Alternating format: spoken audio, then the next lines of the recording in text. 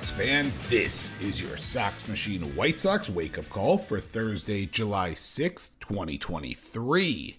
Happy National Air Traffic Control Day. I'm Bennett Carroll. Last night, the White Sox were rained out.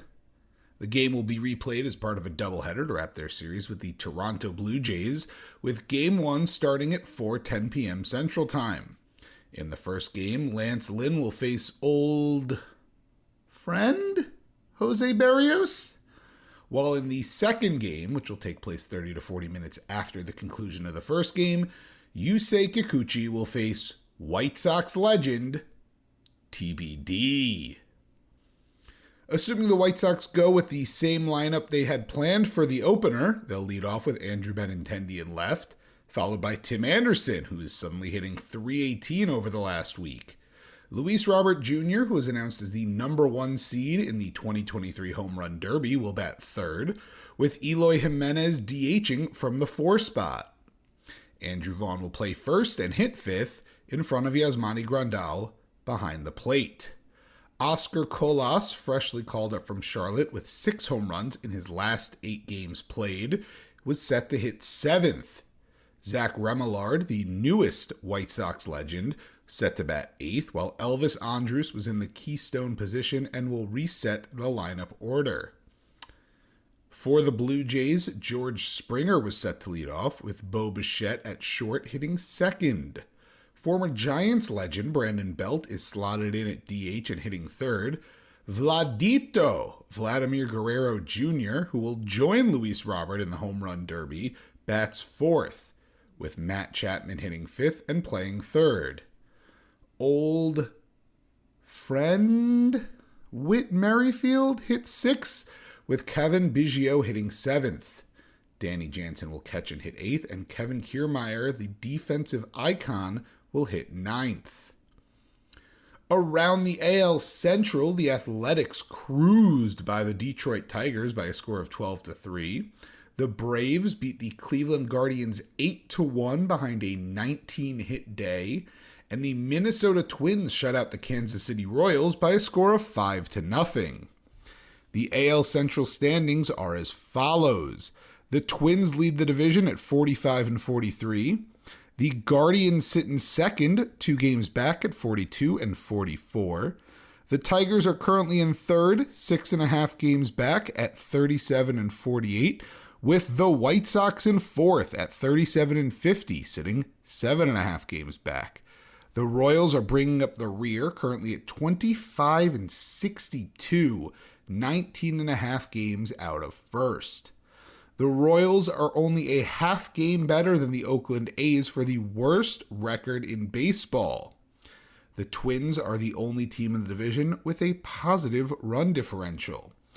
Speaking of positives, one positive note, the AL Central has achieved a season-long goal. They now have a team with a better record than an AL East team. The Twins currently sit at half a game better than the Boston Red Sox, who are in last place in the AL East. Around the league, the Home Run Derby field and bracket are set. The seeding is based on home runs hit so far this year, with a tiebreaker being most home runs hit since June 15th. The first round matchups are as follows. The 1 seed, Luis Robert Jr., the first White Sox player in the Derby since Todd Frazier in 2016, will face Orioles hotshot Adley Rutschman, the 8 seed. The winner of that will face the winner of the 4-5 matchup of Ranger slugger Adolis Garcia and postseason icon Randy Arozarena. On the other side of the bracket, Pete Alonso, the 2 seed, will face hometown hero Jose Rodriguez, with the winner facing the winner of the 3-6 matchup of Mookie Betts and Vladimir Guerrero Jr. The Derby will kick off Monday at 7 p.m. Central Time on ESPN. In the minors, the Knights fell 6-3 to the Jacksonville Jumbo Shrimp. Rolling through the full lineup, Yolbert Sanchez went 1-for-4 with a single, which Lenyn Sosa matched. Clint Frazier, freshly back in AAA, went 0-for-4. Victor Reyes, as expected, went deep. That is Reyes' team-leading 16th home run of the year. Adam Hazley went 0 for 4 as expected, while Stephen Piscotty went 1 for 4 with a single, 2 RBIs, and a run scored. Kan Wong, Colton Wong's brother, went 1 for 4, but the one was a home run. Sebastian Rivera went 0 for 3, and Evan Skoog went 1 for 3 with a double. Sammy Peralta got the start and went 4 innings, allowing 4 hits and 2 runs while striking out 4. Alejandro Mateo got lit up in relief, allowing the same 4 hits and 2 runs as Peralta, but in just 1 inning of relief. Alex Colomé spread 3 hits across 2 innings while keeping the jumbo shirt from scoring and striking out a pair, before Edgar Navarro and Declan Cronin each gave up a run in an inning of relief. Since the second half kicked off, the Knights are sitting 1-6, tied for last in the International League East standings, and 36-46 on the year. The Barons lost 4-3 to the Tennessee Smokies in 10 innings. Terrell Tatum continues his impressive season, going 3 for 5 with a home run. In 7 games since earning a call-up from Winston-Salem, Tatum is hitting 11 for 30 with a pair of bombs. He does have 10 strikeouts, but you have to note he has also taken 7 walks. Jose Rodriguez, after a long, arduous journey in the major leagues, went 1 for 5 with a home run. Brian Ramos behind him was 0 for 5. Alexander Womack drew a pair of walks, while Luis Mieses managed a single. Yoelqui Cespedes went 1 for 4 with a pair of strikeouts and is currently hitting 202 in Double-A this year. And speaking of players with famous brothers, Adam Hackenberg, the brother of former Penn State and technically Jets quarterback Christian Hackenberg, singled as well.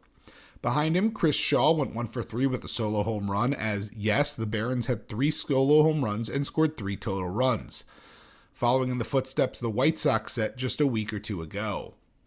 Moises Castillo went 1 for 4 with, you guessed it, a single.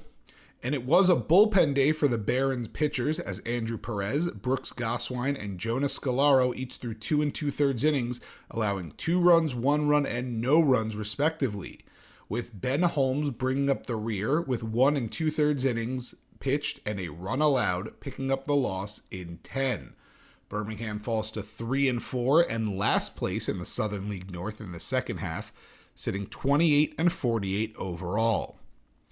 The Dash completed only 2 innings with the Hickory Crawdads before their game got suspended.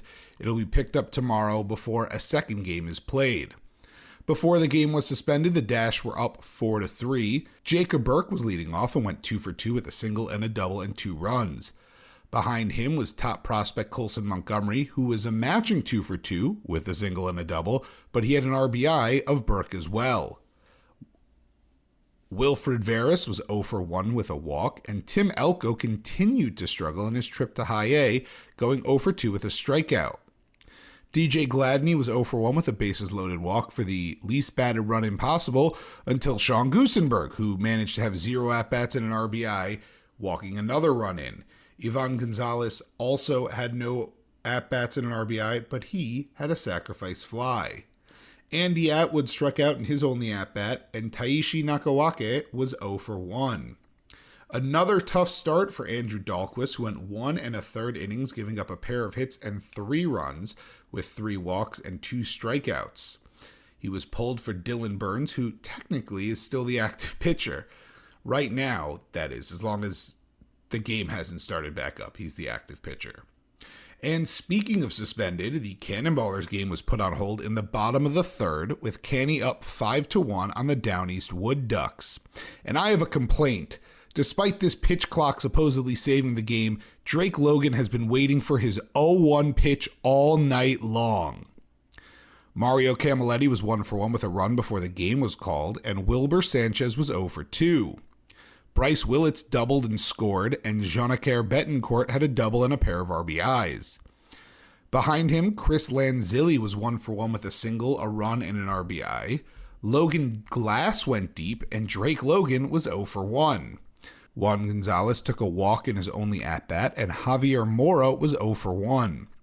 Drew McDaniels pitched all 3 innings for the Ballers, allowing 4 hits and a run while striking out a pair.